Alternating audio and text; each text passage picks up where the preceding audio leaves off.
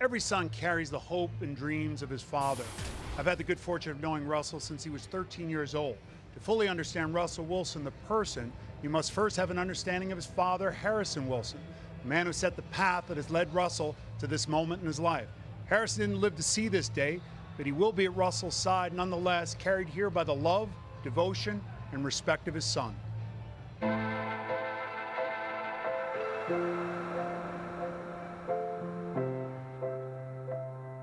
So here we are, New York City. Has it sunk in that in your second year, you've helped lead your team to the Super Bowl? Well, it's pretty miraculous, to be honest with you. You know me, coming from Richmond, Virginia, right. I had this fire, I had this dream, I had this passion to play the game of football, and I was a 5'11" quarterback, and I just needed somebody to give me a chance. Wanna win this, now that I'm alive. It's pretty surreal just to think about how, you know, I had Peyton Manning coaching me up, you know, and I was in 10th grade at his passing academy. I just remember that moment of meeting him and that moment of being around him. Funny thing is, during the draft process, I go to Denver. They're showing me around. They're taking me through the locker room, and Peyton's just sitting in there in his locker going through plays. He said, "Did I know you from somewhere before? I feel like I've seen you." You look familiar. And I was like, to be honest with you, Peyton, I actually went to your camp when I was in 10th grade. And he started laughing, and we just had a good old time. Carroll calls timeout. Timeout with 1 second remaining. 4th and 7, you and Pete are saying what? Take me through the play. You want to talk about it first and think about it? Well, we're trying to figure out if we're going to kick the field goal or not. 7 from the 35. Coach, we got to go for it. And Coach kind of wanted to go for it, too. You know, Coach Carroll is. And sure enough, we were able to throw a deep ball to Jermaine Kearse.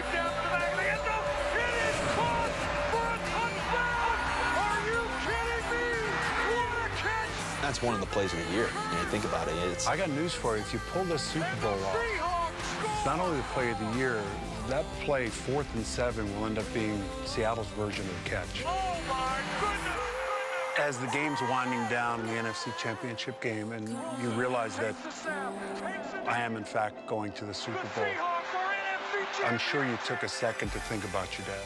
Oh, definitely, man. I think about him all the time. I actually write something on my wrist. Like that game, I wrote down Dad. That way, I always think about him when I'm playing, all the things that he's taught me.